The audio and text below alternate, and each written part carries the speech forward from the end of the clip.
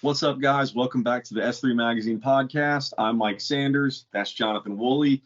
You guys remember about a week or so ago, we were so excited about that new Integra Type S and how great it looked, and it was sleek and beautiful and powerful and basically just a grown-up, kind of churched-up Civic. Well, the pricing came out for that thing today, and it kind of killed it. It comes out to what, $51,995 before any type of dealer markups or shenanigans or bullshit.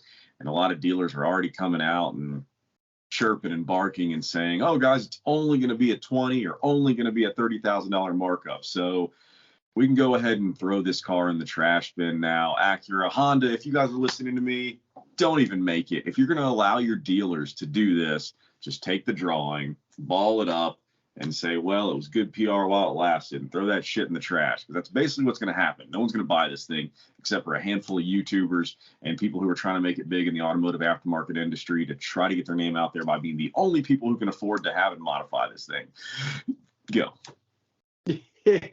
Well, yeah, I mean, that's kind of what this is PR moves at this point. They start announcing these flashy cars that they're going to make, and then, you know, when they do, they're too expensive, and then they're marked up on top of that. I think that I speak on behalf of a lot of us when I say we're freaking tired of it now, dude. Like, we all knew it was going to happen. Like, we knew based on the fact that the new Type R is like $44,000. So we knew that the Integra was going to slide in there around 50. I was hoping a little bit under, but for some reason, I guess hope is just a magical thing. And you always kind of hope they're going to pull something and go, guess what? We're doing this for the people, man. And we're going to make it affordable. That was the rumors I was hearing too, is that the Type S was going to be the one that you could go to a dealership, see a couple different colors, sit in it, drive it, and buy it. And right out the gate, of course, these dealerships are getting stiffies and putting $20,000 markups on them. And then trying to justify the $20,000 markup because it's not 30 like the other dealers. Like, piss off. You know, like, we're done, dude. It's a crappy feeling to kind of get excited about a car and then have these games played. You know, when the Integra was first kind of like announced, that yellow awful one that they kind of did the first reveal on, like, I hated it. I was mad at it. And then when I saw the camouflage Type S versions and then finally the full reveal, it was like I did a 180 on it and I kind of got excited. There was like some genuine desire. I was like, all right, this thing checks a lot of boxes for, you know, somebody like me that has a daughter that wants a daily, but also, you know, something that you can rip around in. But all of that desire just escaped like an old man's fart. Like, I'm just personally, I'm just so done. I know we're in a time of hyperinflation and $50,000 is the new normal, and apparently dealer markups are the new normal, but not for freaking me. Like, I feel like anybody that's lived on this planet longer than 5 years has got to be, you know, like our brains are not trained for this. That is not a $50,000 car. And it's damn sure not a $70,000 car. And there's nothing you can say to me to make it feel otherwise. I don't care what the new average car price is. Like, it's not a $50,000 car. What do you think? I agree. I mean, and I understand hyperinflation. We've printed way too much damn money in way too short of a period of time. And now the dollar is just not worth what it used to be. And we are not used to that. But still, you know, like, dude, I feel like I'm not that old, and not that long ago we were modifying cars for way cheaper than this. Granted, it was a used car, but like my first car that I got into like modding on was not that old of a Mitsubishi Eclipse. It was, what, 7 years old when I bought it. I bought it for $4,000, okay? The used market is still not an option because that stuff is all priced ridiculously too. But these new cars, like I saw that car and I liked it a lot, and the specs on it and the badge and just the way it was built screamed to me this should be about a $40,000 car. So you think after the dealer markups and the bullshit and everything, let's call it a 45, 46, maybe $47,000 car. I can kind of stomach that. But when you're saying it's 52 before the bullshit, and then the bullshit's going to be exponential, it doesn't make sense. And not to mention the fact, anybody buying this thing is going to have to get a loan. Have you guys looked at automotive interest rates recently? They're hovering around 7%, and they actually increased again yesterday. And they're going to keep going up because that is the Federal Reserve's way of dealing with inflation, is basically trying to get people to stop spending money. By the way, this is another one of those situations that it's the chicken or the egg. If we don't spend money on this car and we don't buy it, Honda and Acura are just going to not make them for us anymore. And it sucks, man. This all comes back to the dealers. I don't understand how the manufacturers, the Hondas and the Toyotas and the Fords of the world, these guys are so powerful, and they hold, if they're in the casino, they hold the entire bag of chips.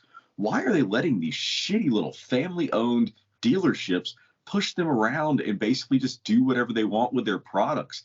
It would be so easy for these guys to just snatch that control back, but for some reason they all refuse to do it. And I think it's because they all just love their own hype. They love to look at the story and be like, oh my God, that car that we built, well, the engineers built, somebody actually bought that thing for $95,000. We've only sold 2 today, but hey, one of them sold for $95,000. It's like they're sitting there sniffing their own sauce instead of like trying to run the business correctly. And it's just, dude, it's pissing me off. This is not how businesses are supposed to run.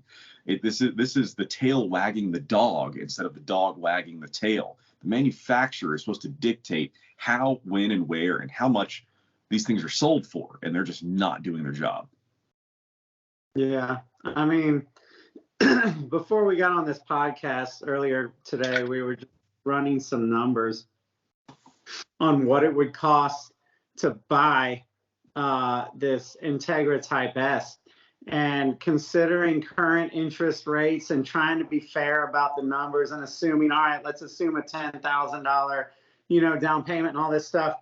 I mean, prices vary, but if you're actually paying a $20,000 markup, you're going to be looking at close to, if not over $1,000 a month to own an Acura Integra. And that's not all. Basically, your bend over costs, which include your $20,000 dealer markup, plus about the $15,000 that it's going to cost you in interest to finance the Integra for 6 years, you're spending 35 grand in just bullshit, in just vapor charges. Yeah, so I actually ran the numbers right here. We were pretty fair about it. We accounted for a $20,000 dealer markup. So total auto price $72,000. I was generous and I did a 6-year, so 72-month loan, 7% interest rate, because that's about what they are right now, $10,000 down payment, and then just standard sales tax and registration and everything. $1,057.04 per month, every month for 6 years to own an Acura. An Acura Integra. Yeah. Like, I just don't. Like, you know what I mean? Like, just don't make the car, Acura. Here's the most ridiculous part, because this is what nobody really looks at. I know finance is kind of my thing. I really, really enjoy it, especially the numbers that make people squirm. So if you do exactly what I just said, you pay it off in the amount of time you're supposed to pay it off in, the total cost of the vehicle plus the interest and the tax and the fees and everything, after everything's said and done, after 6 years, you will have paid $93,146.76, almost $100 grand. To be the first dork with an Integra Type S at Import Alliance, like, come on. Like, that's what I mean. Like, just, if this is the way it's going to be, don't freaking do it. You Yeah. know what I mean? Like, just don't make it. And I'm trying to figure out how to put this into words, but I had a thought earlier today, and I keep comparing, you know, this Integra to the one of like the late 90s. Let's just call it a 2000 model. Like back in that era, like let's say 99 or 2000, these cars were like kind of bare bones. Even the GSRs, like, yeah, it had the cool motor, but like you didn't get what you get today, right? Like you didn't get big brakes, you didn't get turbocharged motors. You got 170 horsepower. You got shitty little brakes. You got cloth seats and maybe a sunroof, and the rest you did in the aftermarket. We made these cars cool. We put big brakes on them. We added turbos and VTEC controllers and all the fun stuff that we had back then. Like these days, all the performance models of these cars, they already got all this stuff done, man. They got turbos and all sorts of complicated like intercooler systems and radiator systems and Brembo brakes and Recaro seats and all of this shit, you know, carbon fiber here and there, little wings and splitters and aero kits. Like they've kind of built them out for us.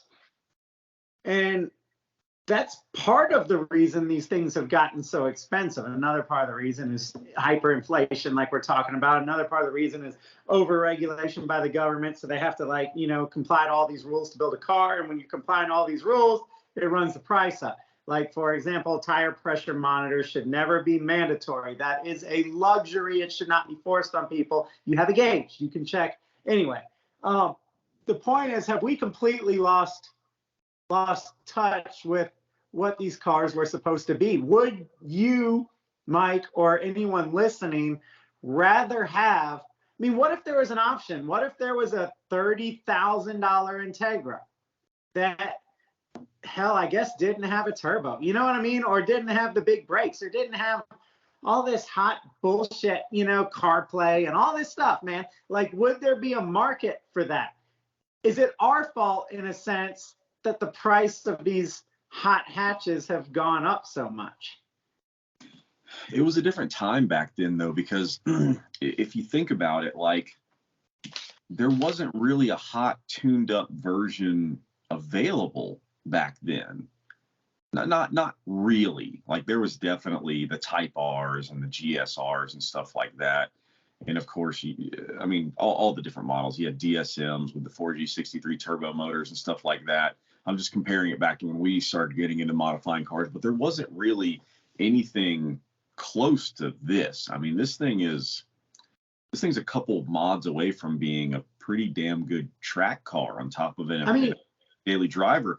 So, I mean, I get why it's expensive, but it was just a different time back then because you worked with what was available. Now the problem is what's available is half modded for you.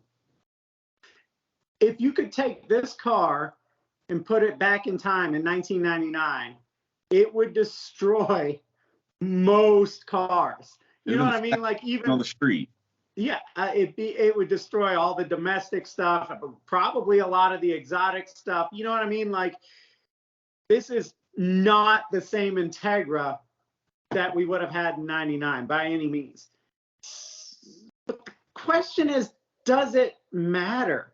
Like, I think that we had a lot of fun going slower back then and enjoying the journey of modifying the car.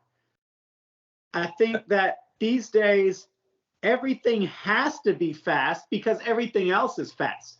I mean, you can't make an Integra Type S or call it a GSR, whatever you want, and come out with 190 horsepower. Like, you know what I mean? Like that, the world has changed. But the problem is it like for the better? Like, is there I almost feel like the soaring prices of I mean, dude, pick your car. Do you want a GR Corolla? Do you want a Type S? Do you want a Type R? Do you want a Mustang GT? They're all going to start hitting $50,000 here. Like, that's just what they are. So at what point is this just freaking idiotic? I mean, you know, $700 to $1,000 a month car payments for these things. Like, at what point is it almost going to force a new market, something under the entire, almost, you know, like, don't take me too literally on this, but almost like Japan's K cars. But like here, like there almost needs to be something in the $25,000 price bracket. And if it could be fun, it could be revolutionary. I know we've got little crossovers that you can buy. You can buy Corollas for 25 grand, but they took away the manual. Like, and that's the thing. Nobody bought a manual based Corolla for 22 grand. Nobody that likes cars did, even though that car in spirit is pretty similar to like a 99 Civic Si or something like that. You know what I mean? So like, do you think ultimately a couple years down the road, this could create a newer segment of entry level, pretty raw, kind of underpowered, but fun cars? Or is this just the beginning of the death of fun, affordable cars? And you know what I mean? Because we got EV coming in. Doesn't seem like anything's remotely getting cheaper. I've got serious concerns about the future of transportation and who will be able to afford it, because it's becoming, you know, an upper class thing, dude. Like, I mean, I don't know. You got anything to say about that? I don't know. I mean, it's hard to tell where it's going to go. I'll tell you this. It would be smart for these auto manufacturers to at least dabble in what you're talking about. Try it out. Like, give us a cool looking car. Give us a car that has potential, and let the automotive aftermarket run freaking wild with it, because I got to do something. Can't do anything with EVs. Let them run wild with it, making good stuff. And you got to get rid of the Achilles heels with these cars. Like there have been some decent examples of this recently. You mentioned it earlier. My brain is just completely. What, WRX? 8.6 WRX? All right, both of those are good examples. But in my opinion, both of those cars have a massive Achilles heel. They have a big critical issue, and it's both of them. It revolves around the motor, because they're just you know, historically not good. Hope you really like to change head gaskets and get frustrated and do engine swaps. But that type of stuff, that type of bad press, sends people running for the hills and makes them go, dude, I'm not going to sit here and tear a motor out of this thing 4 times. I'll just save up and get the stupid expensive one. But you know? Here's another problem, though. In the digital age, we have too much damn information. Mm-hmm. If we go back and we take this back to 99, we don't know that the Subaru engine is fragile, because we don't have Facebook pages and commenters to sit here and blow all this stuff out of proportion in a lot of cases. We just go, damn, that WRX can be had for like, I don't know, 30 to 35 grand. All these other cars are touching 50 grand. It comes with all-wheel drive. It comes with the manual. It comes with a turbo. I'm in. And that's as simple as it would have been. And that's why the Eclipse was such a huge success in the 90s, because people were like, dude, for the price of the Integra, I can get all-wheel drive. I can get a turbo. But that's a good example. The Eclipse is a perfect example, because fast forward a little bit to when people started actually modifying those things and they started dropping a little bit in price. What tanked the price of the DSMs? Do you remember? Crankwalk. Yes. The idea of crankwalk. Oh, you got a DSM? You're going to get crankwalk. You're going to get, it happened on less than 5% of the cars. And it totally ruined the value of all of them, which is great, because I got to buy mine for stupid cheap. But it killed that car. Yeah, I think what we have here is a problem where all these enthusiasts, ourselves included, kind of have, you know, champagne taste and a beer budget. We've gotten so picky about what we want in a car. It's got to have it all. We compare it, you know, to everything gets compared to some sort of halo car. But $50,000 for a 4-door front wheel drive Integra Type S, it just, the value isn't there. So maybe we gotta either step it up and just, you know, make more money, or you got to come to terms a little bit with where your value sits. You know what I mean? Like, to me, the value's not here. to me, the value would be in a fun, playful 25 to 30,000. That's why I went for the Fiesta ST. You know what I mean? Because that car was really attractive for its price. Is it a perfect car? Hell no. But it's like, it's got a lot of really fun, rowdy little aspects to it. And then, you know, for the price, it just made you curious. You know what I mean? It made you impulsive. You're like, yo, it starts to get justifiable. You're like, I mean, if I just drive that instead of the Jeep, it'll pay for itself in gas mileage. And it becomes an easy sell. There's nothing easy to sell about a $50,000, $52,000 Integra. I mean, it's going to be a hard sell for sure. Like, can you imagine? Just play this out in your head. You're a car enthusiast. You have a wife and kids at home, so this car makes sense. You go to the dealership, they slap their stupid little smug markup on there, and then you have to call your wife and explain to her why you're spending almost $100,000 and it's not a BMW, a Mercedes, or an Audi. That's what I mean. Like, take E-Fame and ego out of it. Nobody buys this car. Like, you know what I mean? Like nobody is going to be like, I think that it's going to be such a good driving experience, and it's so sexy with that turd four-door lines that I'm going to spend almost $100,000 on it. No, if you buy this car and you take it up the ass on the markups, you're doing it for attention. You're doing it to try and fill some sort of void that you got. You know, you're trying to make a place for yourself and get some attention in car culture. But I think that the issue is bigger, man. Like, we've seen this happen with every car that any of us has any interest in. You know, from Demons to GTIs to GR Corolla, like all of them have gone through this dealer markup thing.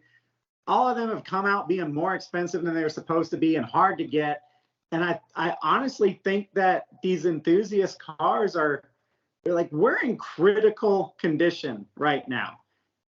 And I don't know where it's going to go, man. Like, they're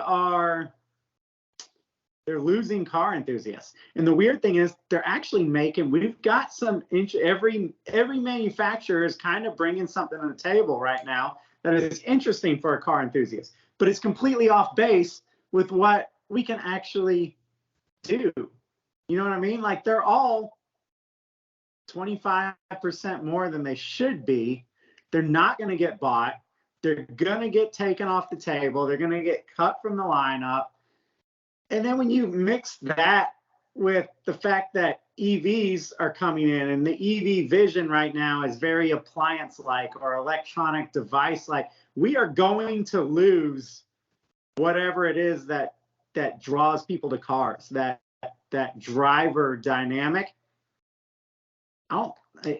Between these high prices and EVs, I don't think it survives. Not with new cars. My buddy Nick had a good point, you know, today on, I think it was on Facebook or something. He said the best cars have already been made. They're already here. Yeah, might not be wrong about that. Yeah, so I don't know. I mean,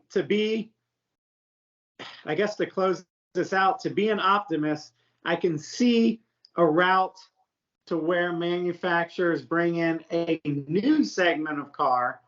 They're going to have to sell the people on it and kind of guide us through marketing a little bit, but something that, like you said, is a really cool blank canvas, but they don't put all the parts on it from the factory. Like, I get it. It's nice to be able to finance Brembos, but like, it's also fun. The enjoyment is building the car.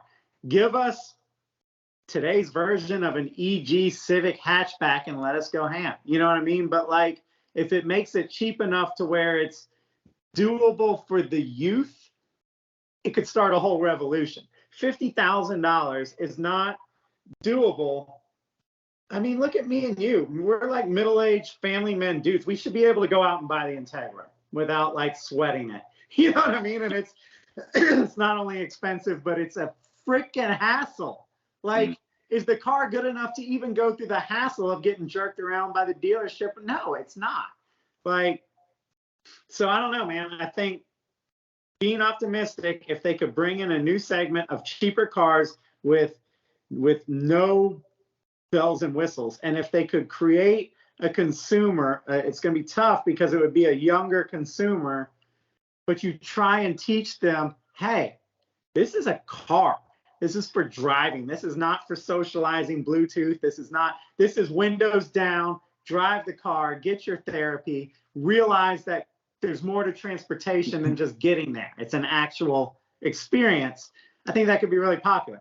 Now, the pessimist side of me goes, we're effed. You know, the cars have hit hyperinflation.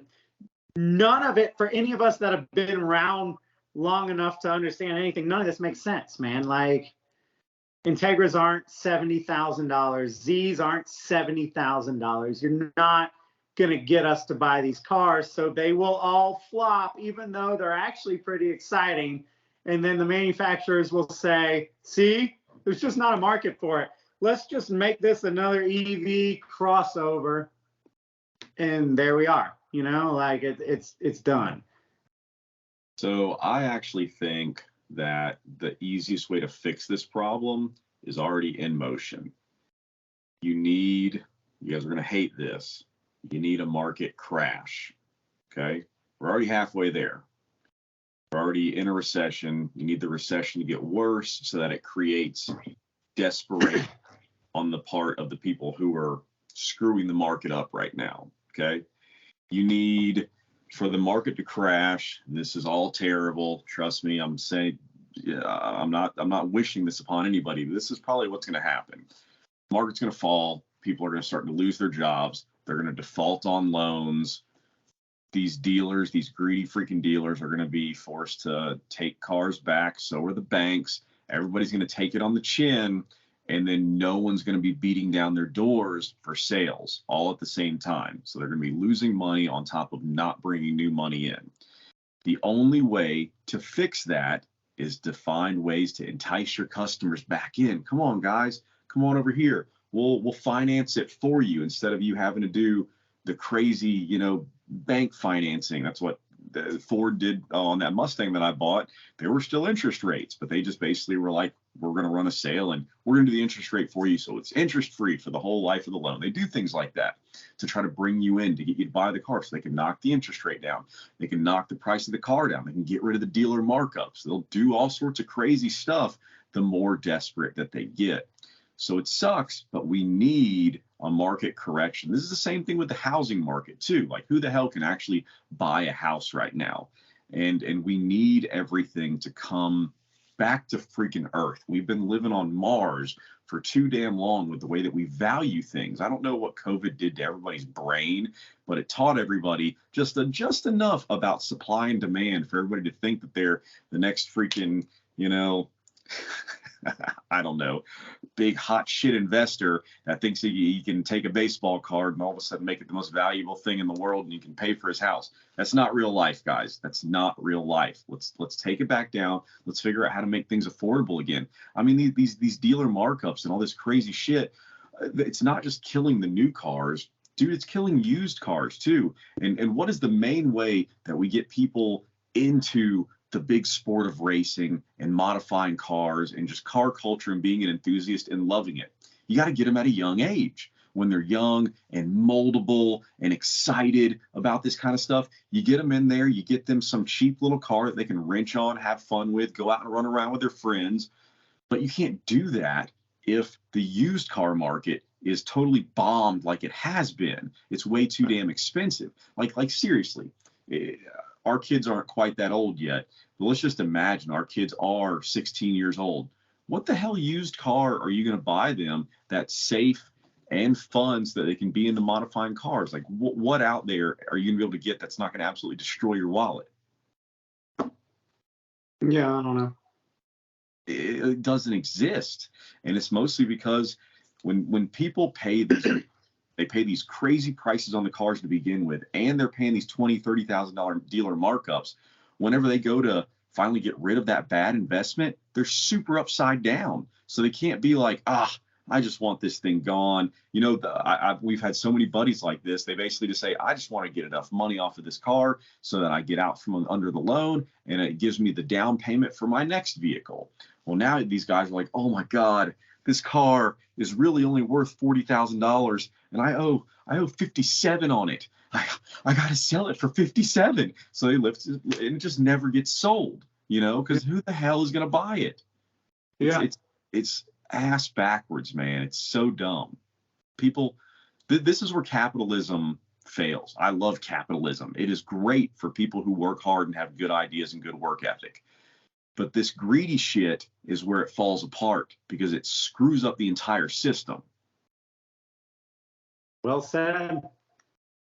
I mean, on that note, I mean, that's the perfect ending. I don't know what else we can say about that other than, you know, just don't do anything freaking foolish. If it doesn't feel right and if it feels too expensive, don't let whatever peer pressure, society try and convince you that, oh, this is the way it is. You got to pay to play. Nah, because that's going to come back around and it's going to start biting a lot of people in the ass. And you do not want to be stuck, like you said, owing $60,000 on a Integra Type S that's worth 40.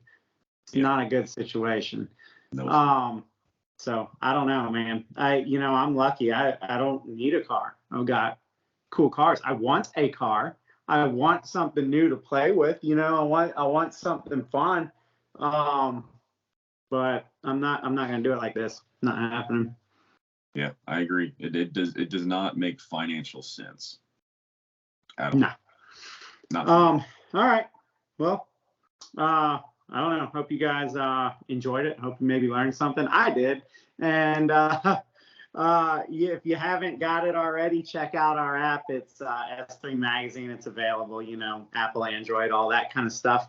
But we appreciate you guys, and I guess we'll see you next time. Yep. Take care, guys. Good night.